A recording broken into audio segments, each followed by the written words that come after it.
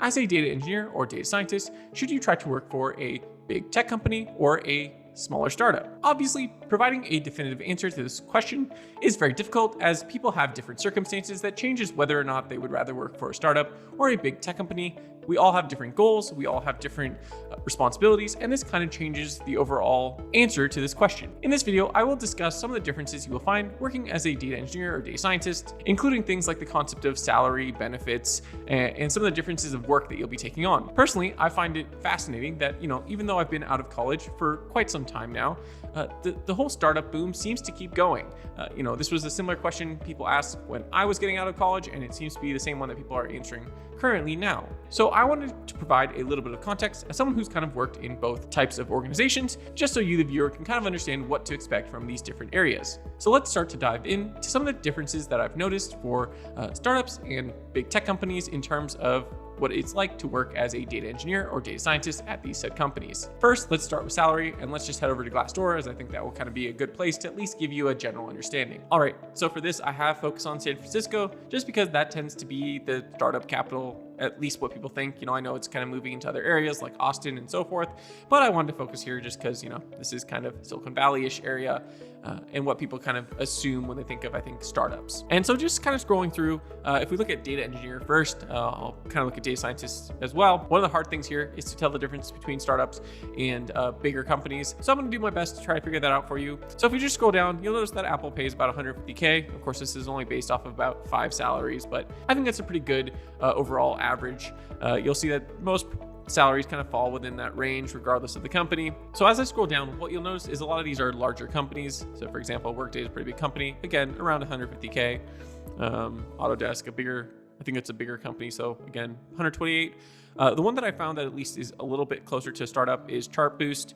They're also around 150K, and I think that's something you'll notice as far as startups go, is most startups' base salary is give or take about the same. You might be down about 20K, but overall it's about the same. And it does depend on how well the startup is funded, but overall, if we keep scrolling through, you'll notice that most other companies, I think Samba TV might also still be kind of in that startup range. I think they've been around for like 10-ish years. I could be wrong on that. But again, they're around that 126K mark. And you'll notice a lot of companies here, again, that have kind of flown in and out of startup range. Again, startups these days are a little interesting because some of them are so big and have like billion-dollar valuations that it kind of is almost difficult to say, are they still kind of in that startup range? Like what defines, it coming out of that startup range? But the one thing I did want to point out here is often the big difference, at least the differentiator for salaries, especially for data engineers, but really any tech position, this could be data scientist, software engineer, etc., is stock. The base salary in a lot of these companies will be about the same. Again, give or take 20K, which can be a lot, but when you include all the taxes, especially in the California area, it sadly doesn't make that huge of a difference, especially again, that whole cost of living being so crazy. The big differentiator is stock. If you work at a big tech company, stock is basically and essentially as good as cash, right? Like oftentimes these stocks are going up, and yes, the joke being that stocks always go up, but that's kind of the current phase we are in. And so depending on your experience, this could add anywhere from 10 to probably 50K to your base salary, which is, again, pretty substantial overall, and it'll often add up over time as you often get things like stock refreshers if you work, again, in big tech. Compared to if you work at a startup where you'll often get stock options, or if you don't get stock options, you might get RSUs. These aren't guaranteed. And you usually have I think 90 days after you quit to execute them. But oftentimes, again, you're hoping that company will become worthwhile, and it's not guaranteed. And so oftentimes startups will try to sweeten the deal by either giving you a ton more in terms of worth of that stock. But again, if you can't sell it, it's really not necessarily worth, if they're going to be we're giving you $500,000 in stock. Whereas if you work at another company, they might only give you 100, 200K. They're trying to double it because you are taking on that risk. And so that's important for you to think about, depending again on your circumstances. If you need cash because you have debt or you're trying to support a family, obviously having guaranteed salary is much better than taking that risk. And that's just, again, pros and cons, balancing off, what you need to do responsibility wise and, what you'd like to kind of do. And so that's salaries. And now let's go to the other differences really quick. Another big difference you're gonna have to deal with is the kind of work you're gonna be doing. I think it kind of goes without saying, but if you work at a startup, you'll often have to do a lot of things. Especially if you're in a data engineering role, you'll probably have to do a lot in terms of maybe even setting up cloud infrastructure for yourself, setting up the infrastructure to just manage and monitor your pipelines. You really might end up playing more of a DevOps kind of role, because then again, someone has to move all the code from dev to production, or make sure that code's ready. And if you're probably one of the only data engineers on the team, that might be you. Again, you might have a director of engineering who's kind of orchestrating everything. Maybe they're managing the software engineers, the front end engineer, managing the DevOps person. But overall, as the data person, you're going to probably be stuck trying to manage everything yourself. And if you do have a strong dev team, then what might also end up happening is you might get pulled a little more into the analytical side, where you have to start doing a little more of the analytics, maybe even playing some of the data science role as you're trying to productionize maybe the statistician's model or the researcher's model, or maybe you just kind of have to develop something that works for now that's not necessarily a model, but is some sort of analytical business logic component. But again, you're going to be doing a lot of everything. So you're going to get very comfortable with a lot, and you're going to be thinking about a product. And I think that's one of the cool things as far as working in a startup is you really start to get that product sense. I think that's something I picked up is you really start thinking about the product as a whole and not just, your one little role, which is I think what often can happen if you work at a big tech company. And this does depend on the team, as you might be put on a team that's very small and very focused on developing a new product. But if you're put on a team in big tech, or really any company, like I say big tech, but really any large company, and you're put on a team that's been around for a while, you might just be focused on maintaining and continuing to just manage pipelines and data infrastructure that's existed for a while and someone else put into place. And so that's kind of a big difference, right? Like if you're trying to gain certain skills, if you want to get more of that product sense skills, and you want to just get this broad sense of the different roles that are required in the data kind of pipeline or the data lifecycle, then working for a startup might be fun. You'll learn a lot. It will be kind of stressful because again, there's no one to hide behind, and I think that's kind of the next point I'll make here shortly, but there's no one else to do the work. It's only you, and again, more of the work essentially.